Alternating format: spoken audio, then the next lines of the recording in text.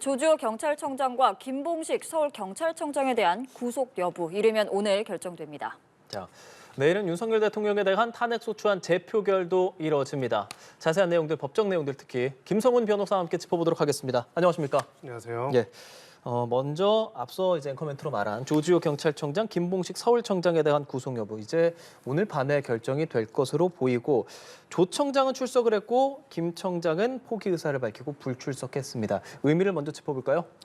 네, 기본적으로 이제 인신 구속이 적정한지에 대해서 한번 방어권을 행사해서 적정하지 않다라는 것에 대해서 주장하고자 싶을 때는 출석해가지고 같은 해당 심사를 받게 되고요. 예. 그렇지 않은 경우에는 불출석하는 경우들이 있습니다. 결국 이제 이 혐의 사실이 워낙 엄중한 사실이다 보니까 그 부분에 대해 가지고 더 이상 이제 다툼의 여지가 없다. 특히 영장 발부가 거의 확실하다고 생각해가지고 출석을 안 했을 가능성도 있고요. 또 본건과 관련돼서 국민들의 분노가 굉장히 높다 보니까 그런 부분에 있어서 또 실질 심사에 출석하는 장면 자체의 노출에 대한 부담이 있었을 것으로 보입니다. 다만 반면에 이제 조 총장 같은 경우에는 지금 몇 가지 보도를 통해서 확인되는 사실들은 일단은 본인은 강하게 해당되는 이제 지시를 거부했고 그리고 구체적으로 어떤 지시가 있었는지에 대해서도 사실대로 진술을 하고 있었기 때문에 자신은 내란에 동조하거나 내란의 공범이 아니다라는 입장을 견지하고 있는 것으로 보입니다.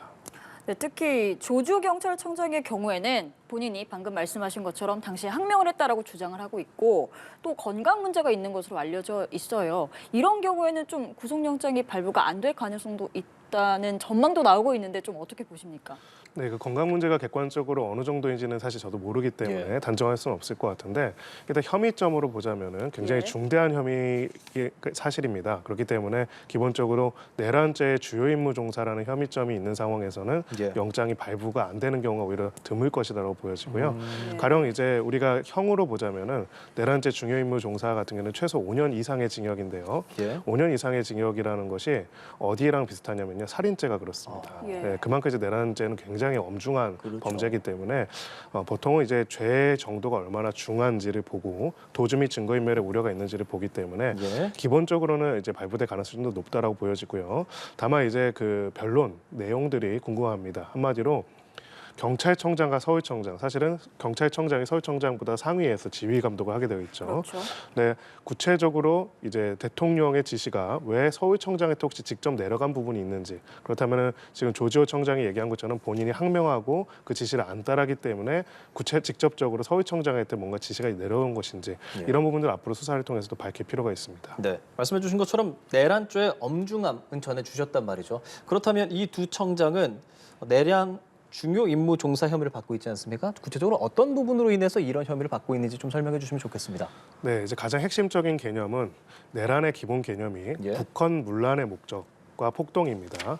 국헌 문란이라는 것의 핵심은 헌법기관의 기능을 영구적, 일시적으로 정지시키고자 했다거나 한 경우를 이제 이야기를 하는 것이고요. 폭동은 이제 일정한 공간에 위협을 가할 수 있는 평온을 해칠 만한 군사력이나 그런 부분들을 폭동을 일으켰을 경우에 해당이 될 수 있습니다. 여기서 이제 핵심적으로 쟁점이 될 수 있는 거 영순이라고 할 수 있는 거는요. 실제로 국회의원에 대한 체포 지시가 있었고 그 지시를 알면서도 이행하고자 하였는가. 이렇다면 이건 명확하게 국헌 문란의 목적이라고 볼 수가 있습니다. 왜냐하면 헌법기관의 기능을 일시적으로 정지시키고 그 부분에 있어서 헌법기관의 헌법적 권한을 침해하고자 했던 것이기 때문이죠. 두 번째는 이제 그분과 관련돼서 어떻게 그 내용들을 알고 행동하고 따랐는지 그 지시를 이행해서 그 부분들을 알면서 주요 임무에 종사했는지에 관한 부분이고요.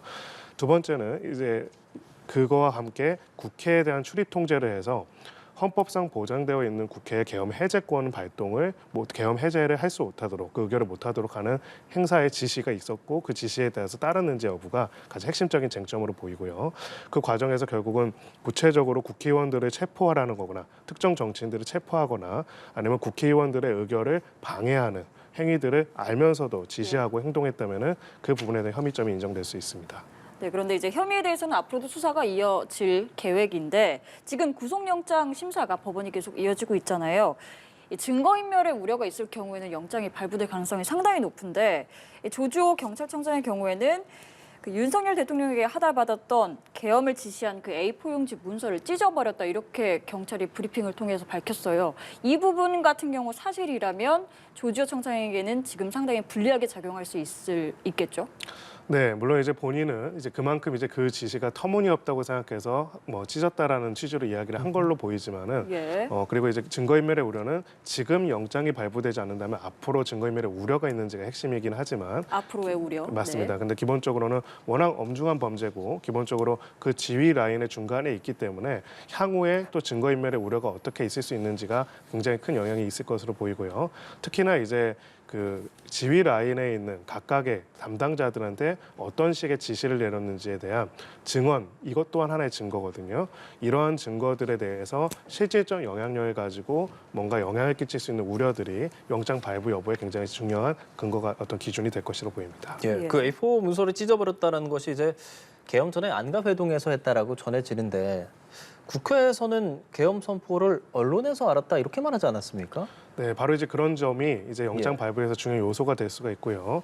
증거인멸이라는 거는 아까처럼 물리적으로 무언가를 찢거나 폐기하는 것도 인멸이지만 특정한 부분에 있어가지고 이제 허위 사실로 증언을 하면서 특히나 다른 사람들의 증언에 부정적인 즉 허위 사실의 증언을 하도록 압박하거나 유도하는 방식으로 영향력을 행사하는 것도 증거의 신빙성, 증거의 인멸에 의도가 있다라고 볼 수도 있는 부분이 있거든요. 그런 부분에 있어가지고는 결국은 이 사안에 있어가지고 수사에 적극적으로 협조하고 실체적 진실을 밝히고 각각의 증거에 대해서 소상하게 밝히고 제출하는 것이 아닌 만약에 그것을 일부 혐의를 벗기 위해 가지고 거짓 증언들을 한다거나 아니면 그걸 바탕으로 해서 나머지 관련자들에게 일정한 방향으로 수사 과정에서의 진술을 못하도록 하는 무언의 압박이 될 수 있는 부분들이 있다고 한다면은 이런 부분들이 영장 발부에 중요한 사유가 될 수 있어 보입니다. 위증죄는 적용될 가능성 없겠습니까? 이 부분이 참 흥미로운데요. 예. 국회 증언 및 감정에 관한 법률에 따르면은 선서한 증인이 허위 사실로 증언할 경우에는 해당 법률에 따라서 위증죄로 처벌받을 수 있습니다. 그렇죠. 네. 그런데 지금 이 경찰의 발표에 따르면은 선서를 안 했다고 합니다. 어. 네, 그래가지고 선서하지 않은 증언이기 때문에 위증죄는 안 된다라는 표현인데요. 당시 현장에서 왜 선서가 안 이루어졌는지 그 부분 한번 짚어볼 필요는 있어 보입니다. 네.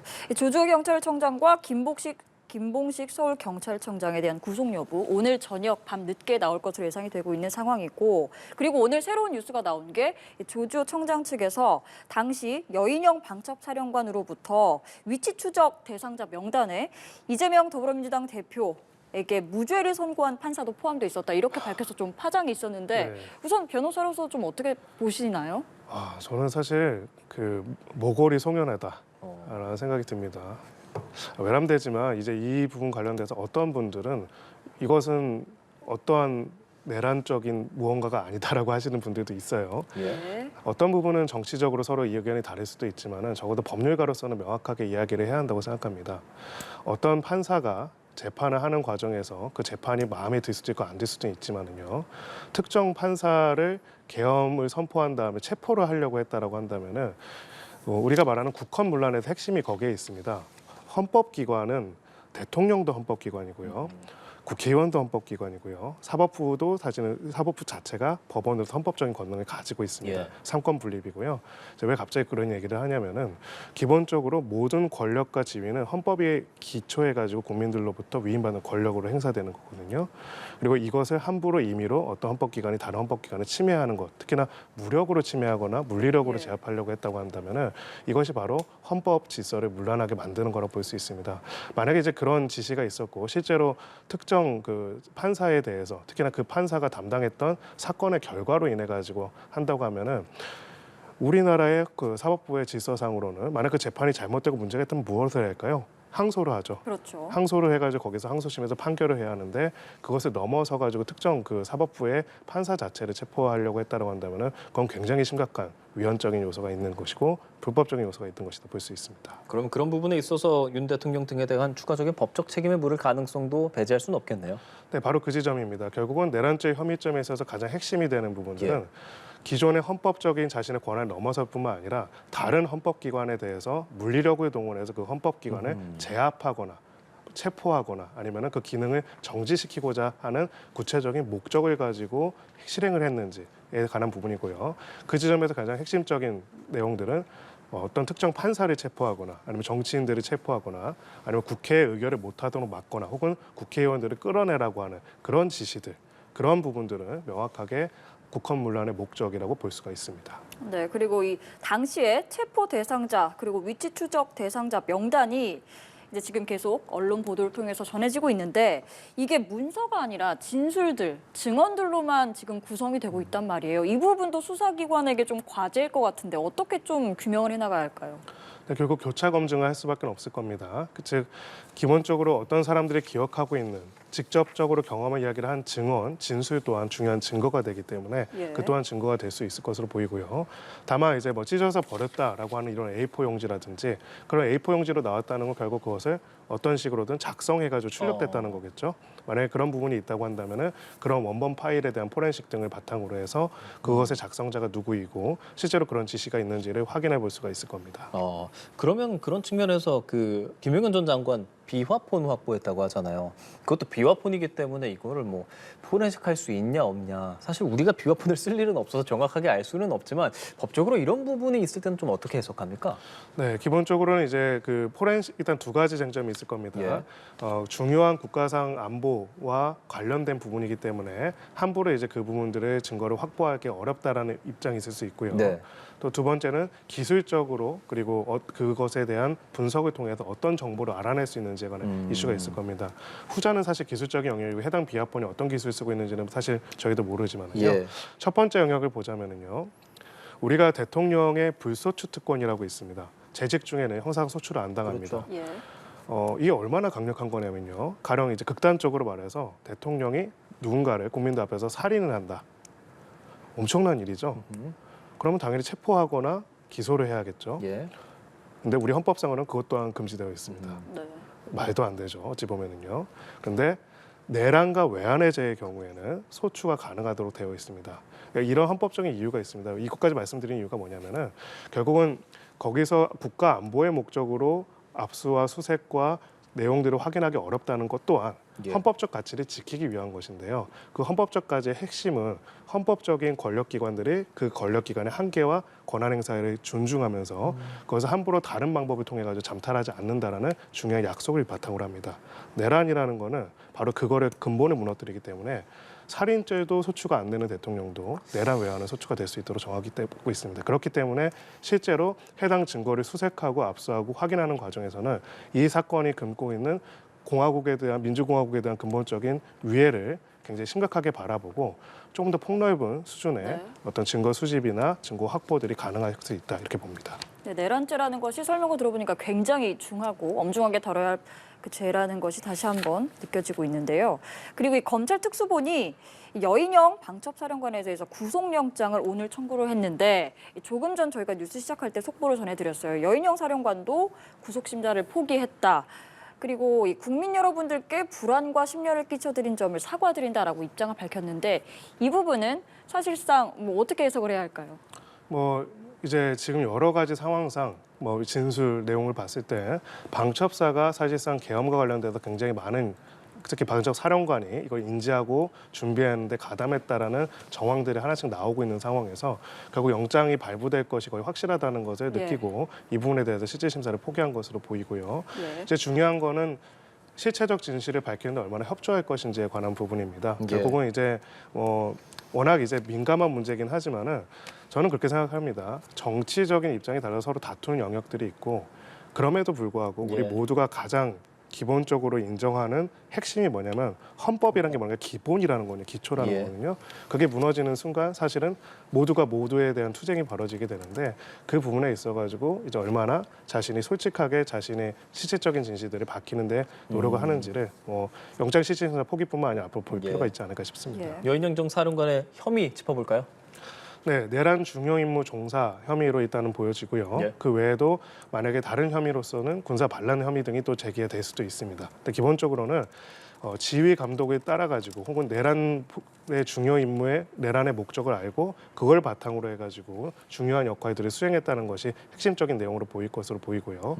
특히나 이제 구체적으로 계엄 계획을 얼마나 잘 알고 있었는지, 특히나 그냥 계엄이 아니라 정치인 체포 그리고 국회의원들을 끌어내도록 하거나 혹은 국회의원들 의결을 막고자 했던 것, 그리고 선거관리위원회에 임의로 선거관리위원회를 점거해가지고 무언가 어떤 행동을 할 것인지 밝혀야겠지만은 하고자 했던 것들이 각각의 요소들이 굉장히 중요한 어떤 핵심적인 사항이 될 것으로 보입니다. 네, 예. 여인영 방첩사령관이 이제 조만간 구속영장 심문이 심사가 열리겠죠. 이제 본인은 출석을 포기했지만, 근데 만약에 신병 확보가 된다면 김용현 전 국방장관에 이어서 이른바 충암 라인이라고 하는 핵심 관계자들이 전부 다 구속되는 상황이 되는 건데, 지금 검찰 수사가 일주일 새에 굉장히 빠르게 진행이 되고 있어요. 이렇게 되면은 윤석열 대통령에 대한 직접 조사도 속도를 낼 수 있는 거 아닙니까? 네, 당연히 그럴 것이라고 생각하고 그래야만 하는 것이라고 볼 수 있습니다. 왜냐하면은 기본적으로 아까 말씀드린 것처럼 내란죄가 얼마나 심각한 범죄 혐의인지에 대해서는 말씀을 드렸습니다. 기본적으로는 그리고 이 과정에서 핵심적인 것들은 지금 말씀드렸던 그런 진술들, 특히나 이제 헌법기관이 계엄을 해제하고자 하는 것들을 물리적으로 차단하거나 예. 그것을 이제 방지하고자 했거나 아니면은 국회의원의 정치활동 일체를 금지해가지고 국회의원들을 구금하거나 체포하고자 했거나 이런 부분들이 만약에 있다고 한다면은 결국은 제일 핵심은 국헌 문란의 목적에서 내란죄의 구성은 우두머리. 어떤 분들이 이제 우두머리라는 표현을 어떻게 변호사 쓰냐고 하는데요. 네, 법률에 있는 표현이 우두머리입니다. 법률에 나와 있는. 2020년에 우두머리로 개정됐습니다. 그 전에 수괴였어요. 수괴, 예, 우두머리. 내라는 수괴에서 2020년에 개정이 돼서 지금은 법률적인 표현이 우두머리입니다. 우두머리, 중요임무 종사. 예. 그리고 이제 단순하게 어떤 동원되거나 그 내용을 알면서도 단순하게 종사했거나 예. 그다음에 선동한 경우에도 내란에 선동한 경우에도 처벌될 수 있도록 굉장히 강력한 법적 체계를 가지고 있습니다. 근데 중요한 거는 국헌 문란의 목적이기 때문에 내란죄에서 우두머리가 없는 중요임무 종사만 있는 내란죄는 없습니다. 결국은 그것이 누구에 의해서 주도되고 누구의 권력과 지시에 의해 가지고 만들어졌는지가 핵심이기 때문에 이런 부분에 있어 가지고 가장 빠르게 이제 증거들을 확보하기 위한 수사들이 동원이 되고 있고요. 결국은 가장 핵심적인 증거들을 가지고 있고 또 핵심적인 진술의 대상이 되는 이제 우두머리 혐의를 받을 수 있는 대통령에 대한 수사 또한 빠르게 진행될 수밖에 없는 상황이다 이렇게 봅니다. 예. 검찰 조사에서 여 전 사령관이 이제 지난해 말 윤 대통령이 뭐 비상 조치가 필요하다는 취지로 얘기했다 뭐 이런 진술이 있어요. 물론 뭐 진술 차원에서 어떻게 이게 조사될지는 조금 더 지켜봐야 하지만 그렇게 되면 말씀해주신 그 우두머리 그리고 이 군 관계자들과 좀 사전에 모의했다라고 생각해 볼 만한 그런 여지도 있다고 봐야겠죠. 네, 그렇습니다. 국헌 문란의 목적이라는 것을 우리가 목적이라는 표현이 이제 범죄 혐의에 들어가면 그 죄형에 들어가면은 예. 이거를 우리가 목적범이라고 합니다. 그렇기 때문에 기본적으로 구체적으로 단순하게 그날 계엄이 선포된 것뿐만 아니라 그게 어떠한 의도로 어떠한 준비와 어떤 계획하에 만들어졌는지도 굉장히 중요하기 때문에 네. 그 실행 당일에 어떤 지시가 있었는지도 중요하지만 그 당시에 어떤 그림을 가지고 해당되는 계획들을 준비했는지도 되게 중요한 요소가 될 수 있습니다.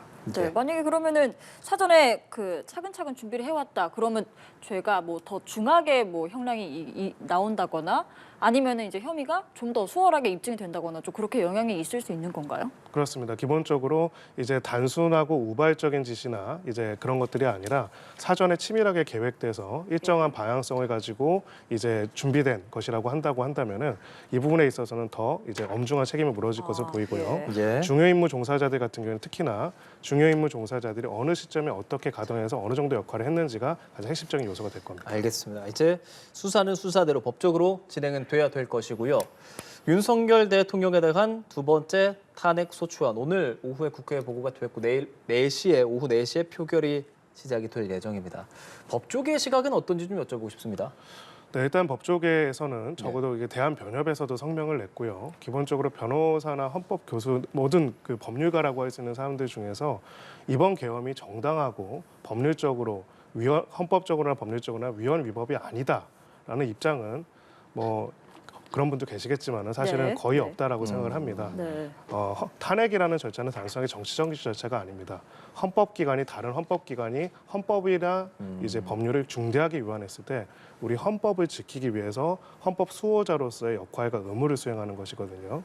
그런 부분에 있어가지고는 뭐 지금 나와 있는 여러 가지 진술과 사실들을 바탕으로 봤을 때는 탄핵안이 가결될 가능성이 높다라고 보지만 예. 다만 이제 이러한 법률적 헌법적 당위성과는 별개로 네. 기본적으로 이제 각각의 헌법기관이 정치인들로서의 정부적 의사결정들을 할 것이기 때문에 어떻게 될지는 봐야 하지 않을까라는 생각이 듭니다. 네, 내일 표결이 이루어져야 결과가 어떤 결과가 나올지 알 수 있을 것 같은 상황이고요. 가정을 해서 만약 가결이 된다면 이제 헌법재판소에 눈이 쏠리게 될 텐데 180일 이내 선고를 해야 한다고 규정이 돼 있지만 뭐 더 늦어질 수도 있고 더 짧아질 수도 있다 다양한 전망이 벌써부터 나오고 있어요. 그래서 가결이 된다면 전제에서 좀 어떻게 전망하고 계시나요? 네, 가결이 된다면 이게 참 우리 모든 국민들 입장에서는 힘든 일이지만은요. 그 가결 자체가 아니라 가결 이후의 기간들을 보면은 네. 이제 한마디로 헌법재판소가 이제 180일 이내에 심리를 하게 되어 있는데 이거를 이런 며칠 이내에 심리를 해야 한다 이거를 훈시 규정으로 자기들은 해석을 하고 있습니다. 보통요. 각 기관에서는요. 그래서 이론적으로는 더 길어질 수도 있습니다만 예. 선례를 보면은 노무현 전 대통령에 대한 탄핵 심판 그리고 박근혜 전 대통령의 탄핵 심판에 보면은 훨씬 더 그보다 짧은 뭐 60일, 그렇죠. 90일 정도의 기간이 걸렸고요. 기본적으로는 탄핵이라는 과정에서는 헌재의 입장에서는 법률적인 부분들도 보긴 하지만은 또 소위 말해서 국민들 입장에서 이러한 문제들을 어떻게 바라보는지 어떻게 판단하고 있는지 그래서 얼마나 중대하게 보는지 더 이상 주권자인 국민들이 봤을 때 이게 얼마나 중대한 위헌이자 위법으로 보는지의 부분들에 영향들을 사실 받을 수밖에 없습니다. 예, 그러다 보니까 이제 제가 그래서 초반에 이제 국민들이 더 피곤해질 거라는 말씀을 드리는 게 가결 이후에도 사실은 여기에 대해서 국민적인 여론들이 굉장히 일치해서 이 부분에 대해서는 굉장히 잘못되고 위헌 위법이라는 의견들이 강하게 표출되면 될수록 더 빠르게 이 부분을 마무리 짓고 또 결론을 내리고자 할 가능성이 있고요. 예. 그렇게 일단은 보고 있습니다. 다만 이제 여러 가지 절차적으로 대표적으로 이제 헌법재판소법 51조에 따르면은 예. 형사소송이 진행되는 경우에는 기존의 재판을 중단할 수 있다, 심리를 중단할 수 있다라는 이제 조항이 있기 때문에 이게 탄핵 심리를 중단할 수 맞습니다. 있다는. 예, 네. 왜냐하면 형사소송법상의 그런 여러 가지 피의자로서의 권리를 보장하기 위해서 또는 그것들의 충돌을 막기 위해서 그런 내용들이 있기 때문에 만약에 기소가 빠른 시점에 이루어지게 된다면은 예. 이제 그런 부분에 있어서의 영향이 있을 가능성을 배제할 수는 없습니다. 네, 법적으로 좀 많은 말씀해 주시면서 시청자분들께도 도움이 될 것으로 보이는데 그냥 일차원적으로 그럼 어떻게 되는 거야? 이런 궁금증 가지시는 분들 많거든요. 뭐 직무는 바로 정지가 되는 것인지 직무대행은 누가 하는 것인지 재선은 언제 해야 되는 것인지 그런 좀 타임라인을 한번 짚어주실까요? 네, 간단하게 말씀드리면 예. 먼저 이제 의결이 되자마자 탄핵에 대해서 가결이 되면은 거기에 따라 가지고 직무는 즉시 정지됩니다. 그렇죠. 그러면은 대통령 직무는 군 특수권을 포함하는 거기 때문에 바로 이제 거기에 대해서 권한대행 체제로 들어간다고 볼 수가 있고요. 이렇게 되면은 이제 이 내용을 바탕으로 해서 탄핵 소추라는 거는 마치 기소를 하는 거나 마찬가지입니다. 예. 그래서 헌법재판소에 법사위 차원에서 탄핵 소추와 관련된 내용들로 넘어가게 되고요. 헌법재판소는 이제 심리를 시작하게 됩니다. 예. 그리고 헌법재판소가 아까 말씀드린 최장 180일 이내에 결정을 하게 되어 있는데 기존의 경향을 보면은 60일이나 90일 이내 그동안에 결정이 나왔었고요. 예. 그래서 만약에 파면 결정이 내려지게 된다고 하면은 즉시 그 직에서 물러나게 되고 그로부터 60일 이내에 이제 새롭게 대통령을 선출하는 선거를 진행을 해야 합니다. 예, 알겠습니다. 지금 말씀해주신 내용들 다 탄핵소추안이 이제 가결됐다는 가정하에 말씀드리는 거라는 거 다시 한번 전해드리고요. 내일 재표결 결과에 따라 많은 파장이 또 있을 것으로 보입니다. 김성훈 변호사와 함께 법정 내용 좀 짚어봤습니다. 고맙습니다.